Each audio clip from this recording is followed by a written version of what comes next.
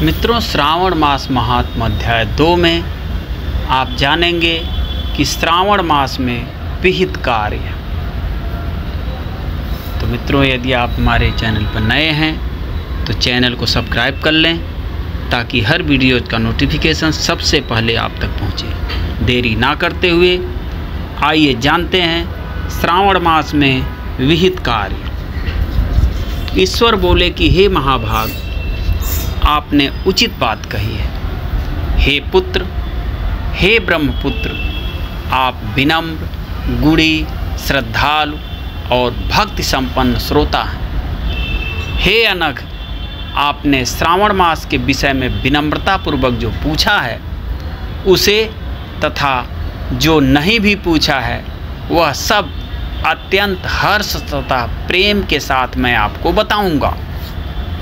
द्वेष ना करने वाला सबका प्रिय होता है और आप उसी प्रकार के विनम्र हैं, क्योंकि मैंने आपके अभिमानी पिता ब्रह्मा का 5वां मस्तक काट दिया था, तो भी आप उस द्वेष भाव का त्याग कर मेरी शरण को प्राप्त हुए हैं। अतः हे तात, मैं आपको सब कुछ बताऊंगा। आप एकाग्र चित्त होकर सुनिए। हे योगिन, मनुष्य को चाहिए कि श्रावण मास में नियम पूर्वक नक्त व्रत करें और पूरे महीने भर प्रतिदिन रुद्राभिषेक करें। अपनी प्रत्येक प्रिय वस्तु का इस मास में त्याग कर देना चाहिए। पुष्पों, फलों, दांतों, तुलसी की मंजरी तथा तुलसी दलों और बिल्व पत्रों से शिव जी की लक्ष्य पूजा करनी चाहिए। 1 करोड़ शिवलिंग बनाना चाहिए और ब्राह्मणों को भोजन कराना चाहिए। महीने भर धारण, पारण व्रत अथवा उपवास करना चाहिए। इस मास में मेरे लिए अत्यंत प्रीतिकर पंचामृताभिषेक करना चाहिए। इस मास में जो जो शुभ कार्य किया जाता है वह अनंत फल देने वाला होता है। हे मुने, इस माह में भूमि पर सोएं, ब्रह्मचारी रहें और सत्य वचन बोलें। इस मास को बिना व्रत के कभी व्यतीत नहीं करना चाहिए। फलाहार अथवा हविष्यान्न ग्रहण करना चाहिए। पत्ते पर भोजन करना चाहिए। व्रत करने वाले को चाहिए कि इस मास में शाक का पूर्ण रूप से परित्याग कर दें। हे मुनिश्रेष्ठ, इस मास में भक्ति युक्त होकर मनुष्य को किसी न किसी व्रत को अवश्य करना चाहिए। सदाचार परायण, भूमि पर शयन करने वाला, प्रातः स्नान करने वाला और जितेंद्रिय होकर मनुष्य को एकाग्र किए गए मन से प्रतिदिन मेरी पूजा करनी चाहिए।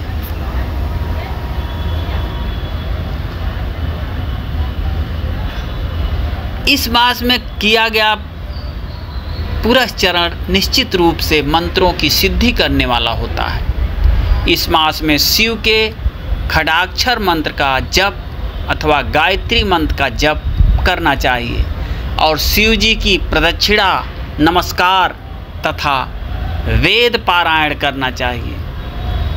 पुरुष सूक्त का पाठ अधिक फल देने वाला होता है। इस मास में किया गया ग्रह यज्ञ, कोटि होम, लक्ष्य होम तथा आयुत होम शीघ्र ही फलीभूत होता है और अभिष्ट फल प्रदान करता है। जो मनुष्य इस मास में एक भी दिन व्रतहीन व्यतीत करता है वह महाप्रलय पर्यंत घोर नरक में वास करता है। यह मास मुझे जितना प्रिय है उतना कोई अन्य मास प्रिय नहीं है। यह मास सकाम व्यक्ति को अभिष्ट फल देने वाला तथा निष्काम व्यक्ति को मोक्ष प्रदान करने वाला है। हे सत्तम, इस मास में जो व्रत तथा धर्म है उन्हें मुझसे सुनिए। रविवार को सूर्य व्रत तथा सोमवार को मेरी पूजा व नक्त भोजन करना चाहिए।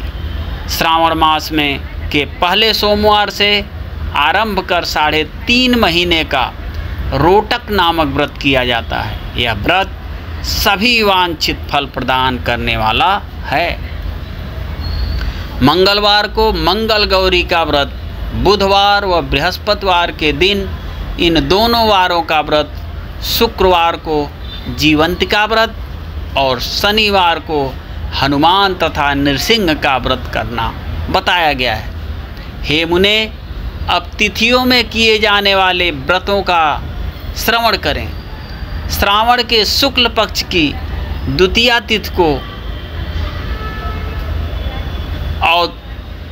औदुंबर नामक व्रत होता है। श्रावण के शुक्ल पक्ष की तृतीया तिथि को गौरी व्रत होता है। इसी प्रकार शुक्ल की चतुर्थी तिथि को दुर्वा गणपति नामक व्रत किया जाता है। हे मुने, उसी चतुर्थी का दूसरा नाम विनायकी चतुर्थी भी है। शुक्ल पक्ष में पंचमी तिथि नागों के पूजन के लिए प्रशस्त होती है। हे मुने, इस पंचमी को रौरव कल्पादि नाम से जानिए। षष्ठी तिथि को सुपौदक व्रत और सप्तमी तिथि को शीतला व्रत होता है। अष्टमी अथवा चतुर्दशी तिथि को देवी का पवित्रारोपण व्रत होता है। इस माह के शुक्ल तथा कृष्ण पक्ष की दोनों नवमी तिथियों को नक्त व्रत करना बताया गया है। शुक्ल पक्ष की दसवीं तिथि को आशा नामक व्रत होता है। इस मास में दोनों पक्षों में दोनों एकादशी तिथियों को इस व्रत की कुछ और विशेषता मानी गई है। श्रावण मास के शुक्ल पक्ष की द्वादशी तिथि को श्री विष्णु का परित्रारोपण व्रत बताया गया है। इस द्वादशी तिथि में भगवान श्रीधर की पूजा करके मनुष्य परम गति प्राप्त करता है। उत्सर्जन, उपाकर्म, सभादीप, सभा में उपाकर्म, इसके बाद रक्षाबंधन, पुनः श्रवणाकर्म, सर्प बलि और हयग्रीव का अवतार, ये 7 कर्म पूर्णमासी तिथि को करने हेतु बताए गए हैं। श्रावण मास के कृष्ण पक्ष में चतुर्थी तिथि को संकष्ट चतुर्थी व्रत कहा गया है और श्रावण मास के कृष्ण पक्ष की पंचमी तिथि के दिन मानव कल्पादि नामक व्रत को जानना चाहिए।